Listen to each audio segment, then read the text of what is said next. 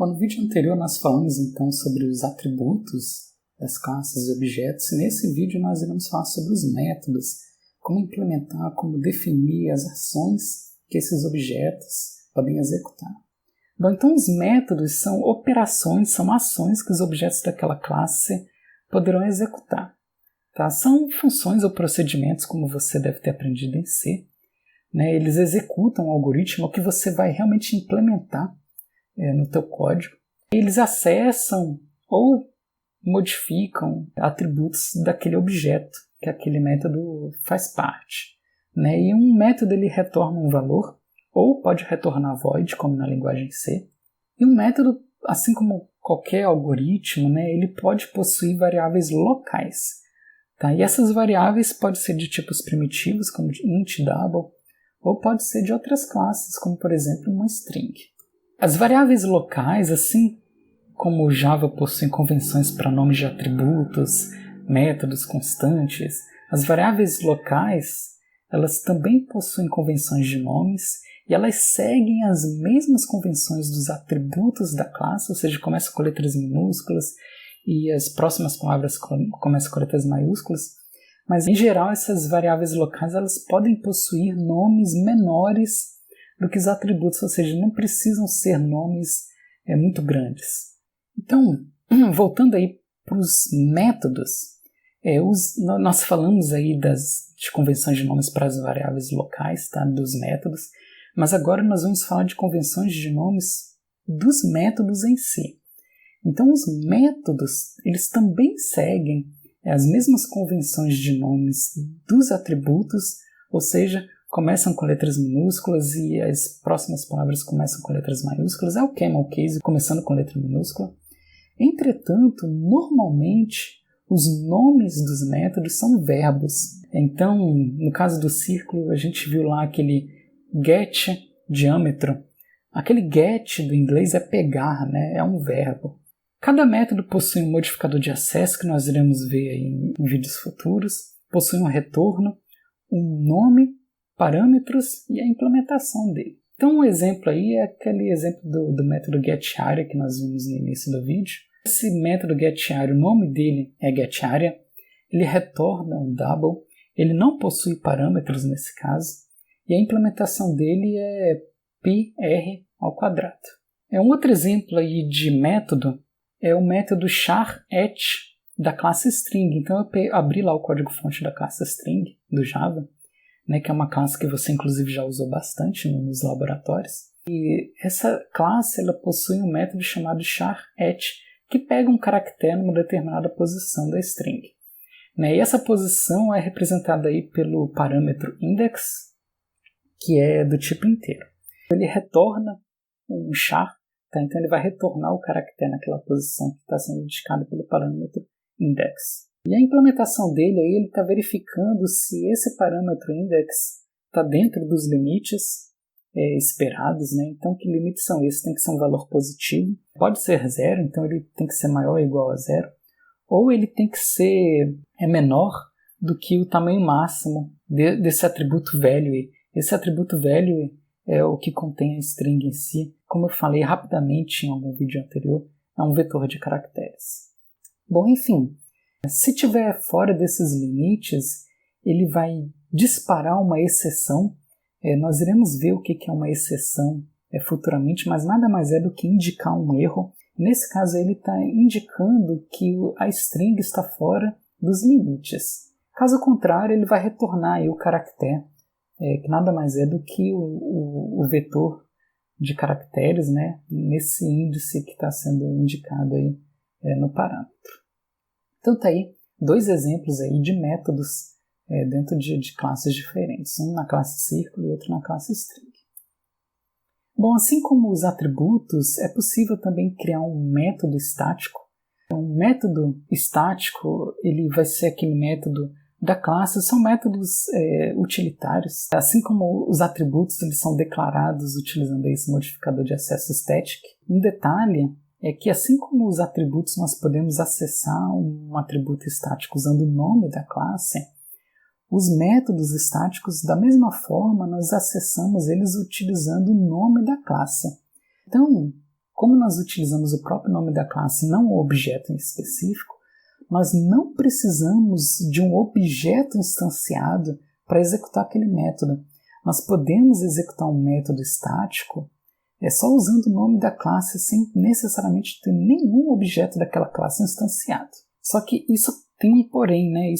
Como nós podemos não ter nenhum objeto, nenhuma instância daquela classe, os métodos estáticos eles não podem acessar atributos de instância. Porque para ter um atributo de instância nós precisamos de um objeto, nós precisamos instanciar um objeto daquela classe. E o motivo é isso que eu falei, né? Imagina que você vai executar um método estático sem ter nenhuma instância daquela classe na memória.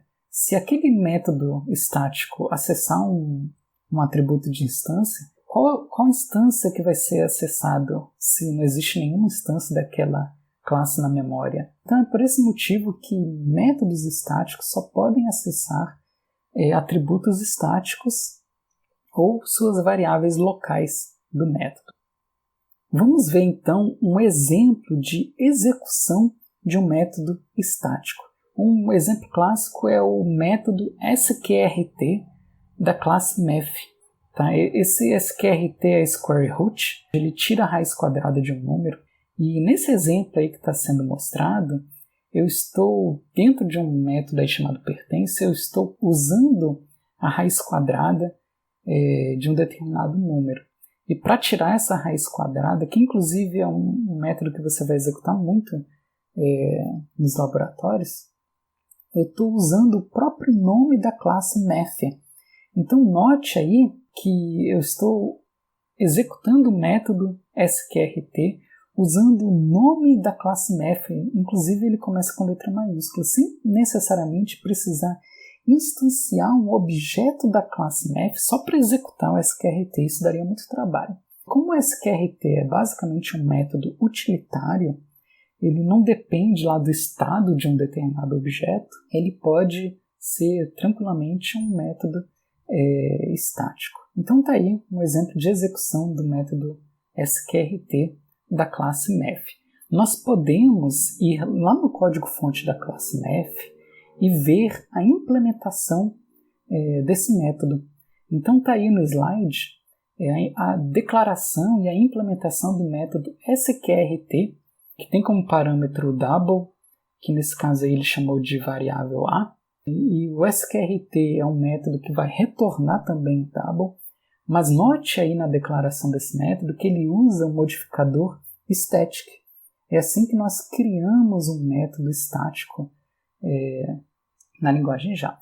E a implementação desse método, só a nível de curiosidade aí, ele basicamente executa um outro método estático, que é o método sqrt de uma outra classe chamada strictMath. Então nós podemos novamente abrir o código-fonte dessa classe, que também é implementada em Java, e ver como que o sqrt, a raiz quadrada, foi implementada na linguagem Java. Se nós formos no código-fonte da classe strictMath e procurar pelo método sqrt, nós iremos encontrar só essa linha que está mostrada aí. Se você notar, ela é estático também, né? Ou seja, é um método estático, só que diferente da execução anterior, ele tem um modificador chamado native. Tá? Esse modificador native, ele mostra que esse método sqrt ele não está implementado em Java, e sim em C ou C++. Tá? Então, basicamente, o sqrt da classe math, no final das contas, ele chama o sqrt do C, que você deve ter utilizado bastante aí em AED1 ou AED2. E se você estiver curioso, na linguagem C, o sqrt ele é implementado basicamente chamando uma instrução do processador da tua máquina, que calcula aí a raiz quadrada de um número. Isso termina aí o assunto de métodos estáticos. Tá? Mas em Java e em outras linguagens orientadas a objetos, nós temos um recurso muito interessante e muito utilizado pelas linguagens orientadas a objetos, que é conhecido como sobrecarga de métodos. E isso é interessante porque em Java e nessas outras linguagens, isso permite nós criarmos 2 ou mais métodos que possuem o mesmo nome. Então, Você deve ter aprendido em C que uma função não pode ter o nome de uma função já existente. Se tiver o mesmo nome, dá erro de compilação.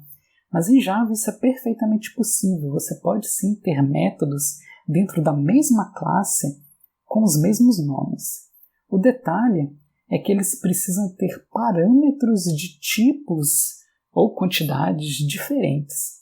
E o Java ele vai diferenciar esses métodos utilizando essa informação de parâmetros. Tá? Então, como eu falei, isso é conhecido como sobrecarga de métodos. Do inglês é method overloading. E o Java, como eu falei, ele vai diferenciar um método do outro, não usando só o nome, como é o que acontece com C, mas também observando os parâmetros que estão sendo chamados na execução daquele método. Então, um exemplo que você já utilizou e provavelmente nem sabe é o println.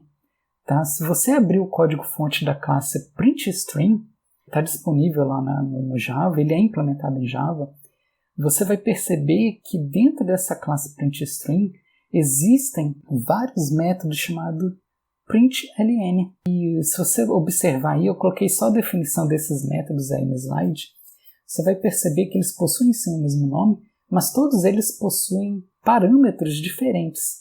Nesse caso aí, o tipo dos parâmetros são diferentes. Tá? Então nós temos aí o println sem nenhum parâmetro, ele basicamente imprime uma linha nova.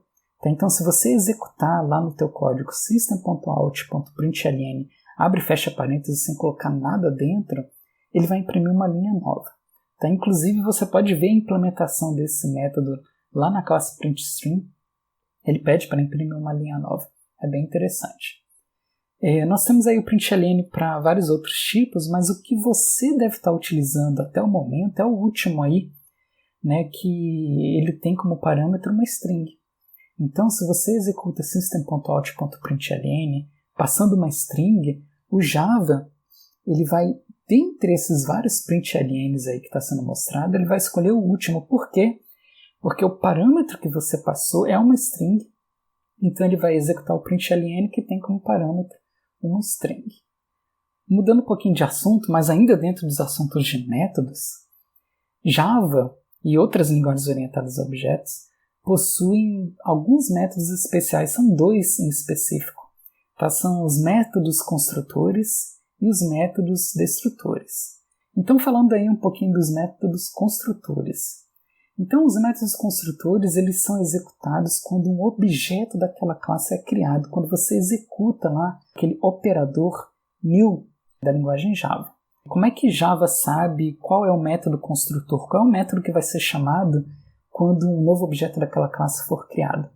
Bom, é porque em Java o método construtor ele possui o mesmo nome da própria classe. Então, você deve ter lembrado lá que as classes iniciam com letras maiúsculas. O método construtor, ele também é o único método que vai começar também com letra maiúscula. Tá? Porque ele vai ter o mesmo nome da classe. Os outros métodos irão começar com letras minúsculas. E uma coisa interessante é que os métodos construtores eles permitem sobrecarga. Lembrando o slide aí anterior, sobrecarga é quando nós temos métodos com o mesmo nome, mais parâmetros diferentes.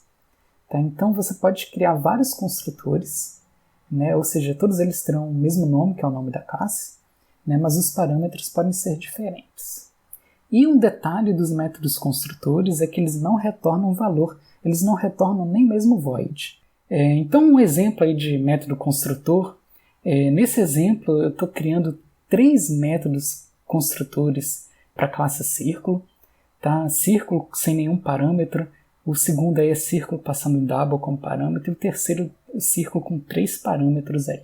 Bom, se eu quiser instanciar um objeto da classe círculo de forma que o primeiro construtor seja executado, basta eu criar um novo círculo, note aí no quadradinho azul a palavra reservada new, eu estou criando um novo círculo sem passar nenhum parâmetro para o construtor. Note aí, new círculo, abre e fecha parênteses. Isso vai forçar que o Java execute esse primeiro construtor. E o que está sendo executado nesse construtor? Eu estou setando a posição x para 0, a posição y para 0 e o raio para 0 também. Nós temos aí um segundo construtor, Só que esse construtor ele tem um parâmetro que é o raio, e é do tipo double, e se eu quiser criar um objeto dessa classe executando esse segundo construtor, eu vou instanciar esse objeto usando o new novamente, só que agora eu vou passar um parâmetro para ele. Então, no caso desse quadradinho azul aí, do segundo quadradinho, eu estou passando o número 1.2. E o que vai acontecer? O atributo pós-x vai ser inicializado para 0, o atributo pós-y vai ser inicializado para 0, e o atributo raio vai ser inicializado para o parâmetro raio. Então você deve estar notando aí que eu tenho duas variáveis com o mesmo nome, raio. Né? Tem o parâmetro raio e tem o atributo raio. Para diferenciar um do outro, nós estamos utilizando aí a palavra reservada this.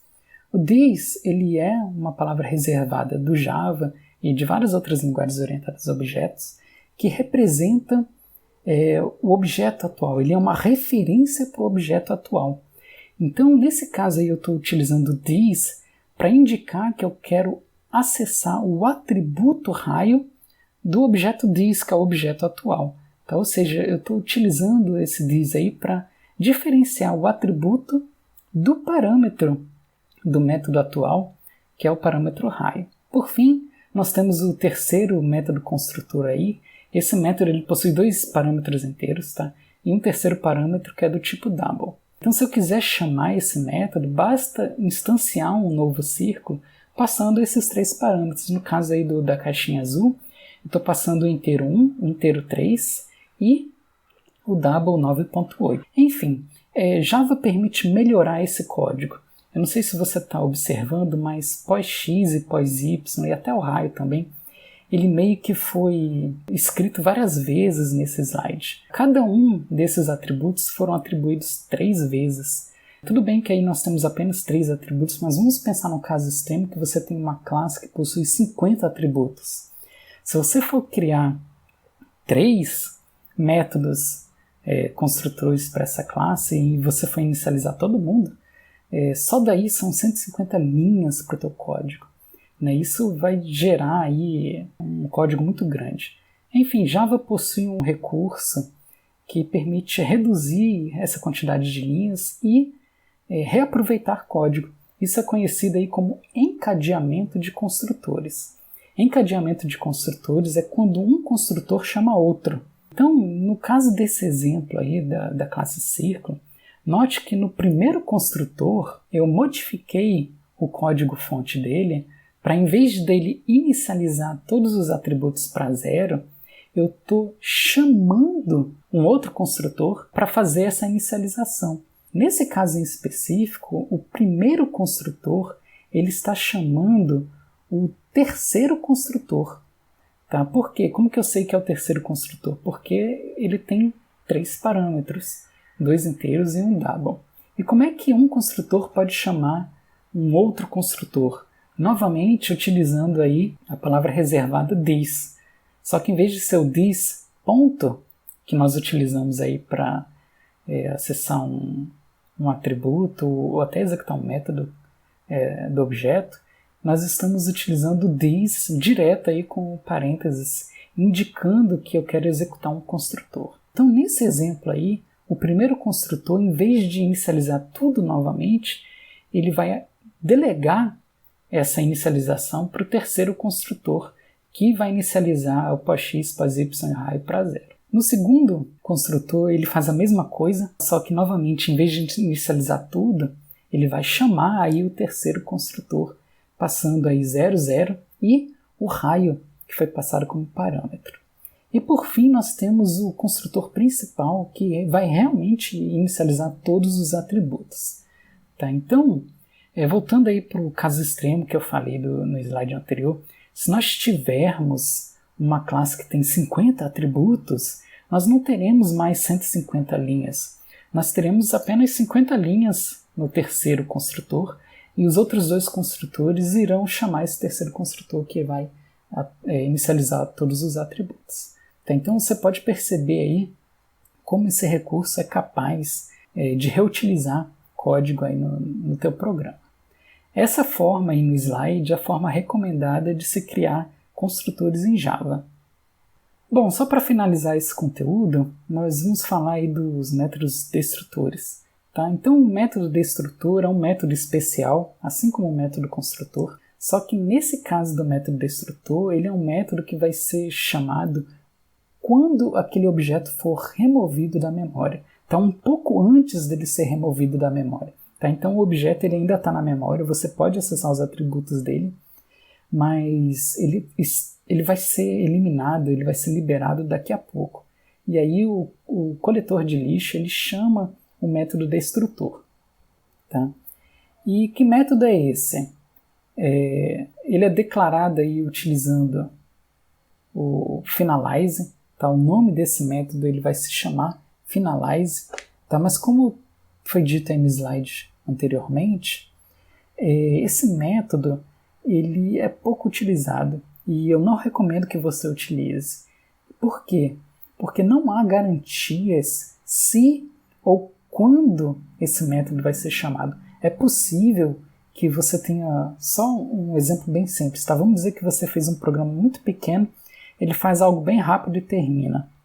Aquele teu programa ele vai começar, vai alocar alguns objetos e vai terminar antes que o coletor de lixo execute, por exemplo, porque o coletor de lixo ele é executado de tempos em tempos.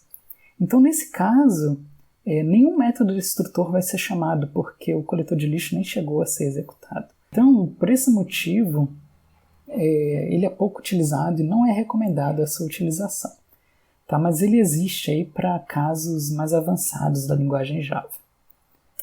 Bom, já que nós falamos do coletor de lixo, vamos detalhar um pouquinho o seu funcionamento.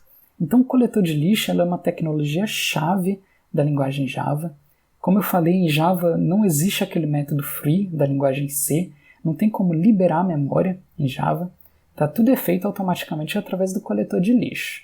A grande pergunta que você pode estar se fazendo é como que o coletor de lixo sabe quando que ele vai liberar a memória? Bom, basicamente, ele faz isso através de uma regra bem simples. Se um objeto não possui mais nenhuma variável referenciando aquele objeto, se não tem mais ninguém referenciando um determinado objeto, isso quer dizer que ele pode ser liberado da memória. Tá? Por que isso é possível? Porque Java não permite acesso direto à memória. Diferente de C, que nós podemos literalmente navegar na memória do computador, em Java isso não é possível, não tem acesso direto à memória em Java. Então, se um objeto que foi instanciado em um determinado momento, se um objeto perde as referências para ele, não tem como mais acessar aquele objeto ele é inacessível. Então, o coletor de lixo ele sabe com certeza absoluta que ele pode remover aquele objeto da memória sem causar nenhum bug no teu programa. Entretanto, tem um detalhe aí, né? Se você tem um objeto no teu código que você não precisa mais dele, mas por algum motivo você ainda está mantendo referência para aquele objeto, o coletor de lixo ele não tem como saber se daqui a 1 ano, daqui a 100 anos você vai acessar do nada aquele objeto. É impossível dele saber disso. Então, na dúvida, o coletor de lixo ele não remove aquele objeto da memória. Então, se você mantém uma referência para um objeto que, pela semântica do teu código, você não precisa mais dele, aquele objeto ele vai sim ficar ocupando memória desnecessariamente. Uma coisa que você pode fazer, se você sabe que um objeto não vai ser mais necessário, você pode atribuir aquela variável para nulo, né, usando essa palavra reservada null da linguagem Java, que é o mesmo de C. Nesse exemplo aí, aquela variável circ, que nós criamos, que é um objeto da classe círculo, se de repente eu atribuir para circ o valor null, aquela referência para o objeto círculo que foi criado vai ser perdida. Então, considerando que essa variável era a única que estava apontando para aquele objeto, aquele objeto vai passar a ter nenhuma referência para ele. Então, na próxima coleta de lixo, aquele objeto da classe círculo ele vai ser removido da memória, porque ninguém mais está referenciando ele. Entretanto, só para deixar bem claro, isso não é muito comum. Tá? Você não vai precisar ficar atribuindo nulo para os objetos que você criou. Tá? Principalmente porque a maioria dos objetos que você vai criar nos seus códigos são objetos dentro de métodos. E quando aquele método, um determinado método termina, as referências para os objetos que foram criados dentro daquele método são perdidos. Então todos os objetos que foram criados dentro daquele determinado método, eles provavelmente serão removidos da memória depois que o método terminar de executar. E no caso de atributos, vamos dizer que você criou um objeto, dentro daquele objeto tem atributos que também são objetos, uma string, por exemplo. O que acontece é que quando um determinado objeto é removido da memória, as referências para os seus atributos são também perdidas. Então, aqueles objetos que foram alocados dentro daquele objeto que foi desalocado, eles serão também desalocados quando aquele primeiro objeto for desalocado. Tá? Então, o que acontece é que na prática, você vai criar objetos e esses objetos, normalmente, eles serão liberados da memória depois que eles não são mais necessários. Você realmente não precisa se preocupar, nem mesmo em atribuir nulo para os objetos que você cria, tá? Com pouquíssimas exceções. Bom, é isso então. No próximo vídeo, nós iremos falar sobre os tipos de dados em Java, né, mais especificamente os tipos primitivos, os tipos referências, e ver aí como eles funcionam. Então, até lá!